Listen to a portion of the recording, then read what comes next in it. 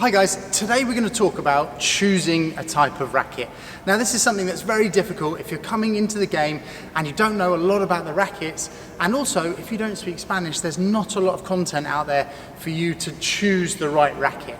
So in this video we're going to go through the different shapes of the racket, the materials that are used, and the factors that will affect which racket you'll choose.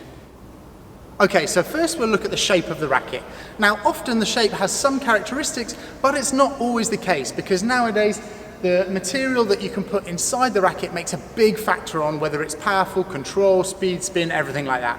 So to begin with, we'll look at the three different shapes, and the direct translation from Spanish is diamond shape, teardrop shape, and round shape.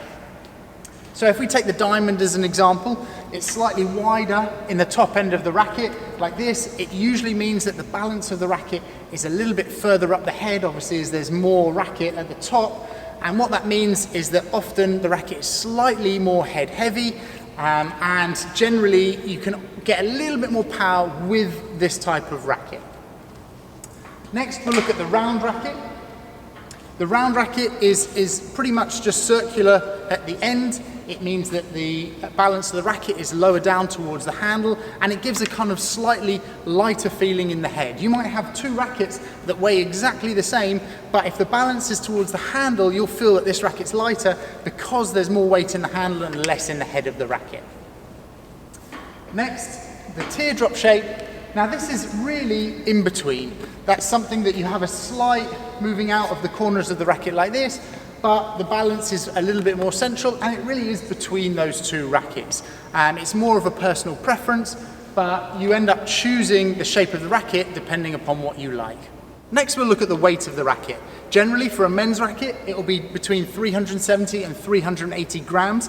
Obviously, heavier rackets, you can get more power if you can swing that racket at the same speed, and that really depends on physically. If you're strong enough and you feel comfortable being aggressive with a heavier racket, then you can opt for that. The ladies' racket is usually between about 340 and 360. Again, the weight of the racket depends on how comfortable you are to go for that. And then you get junior rackets of varying sizes that are between 240 to 280, and you even get some that are adult size rackets that are a bit lighter for slightly older juniors, so that they can then convert to the adult racket quickly after that. Now we'll look at the materials of the racket. So to begin with, the outer frame is usually made of either a fiberglass or a Kevlar. The fiberglass is a cheaper option, Kevlar is slightly more expensive, and it's there for durability. The purpose of it is to protect the racket, and often you saw companies will have a plastic sheath over the top or a metal sheath, and that's really to protect the frame from being cracked. The inside of the racket, now technology here is constantly changing, but for the moment you have a softer foam and you also have an ever rubber, and really you get a combination of the two nowadays in most good rackets. So the ever foam is a little bit firmer, and you get a little bit more responsiveness of the racket with that high quality foam. The soft foam is what they would put in lower quality rackets, and it's obviously a lot cheaper to make. But you get different types of ever foam and different types of mixture. So you can see in some of the rackets that it's white on the inside, and some of the rackets it's black on the inside. That doesn't mean that they're using one or the other. It can still be an ever rubber, it's just a different color, and that will affect the firmness of the racket. Now, if we're looking at the firmness of the racket, the harder the racket, the more power you will get, and the softer the racket, the more control you're going to get on the ball. The purpose of this video is not to sell you a particular type and brand of racket. The aim is to help you make an informed decision. There are so many brands out there, all of them have so many different models that you've got a whole spectrum of different types of racket.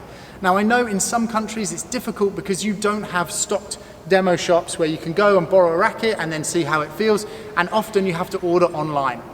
But it's more than likely that you could go down to the club and try some of your friends' rackets, or at least get a feel for what type of racket you're looking for. So you're looking for the shape, whether you want diamond, teardrop or round shape.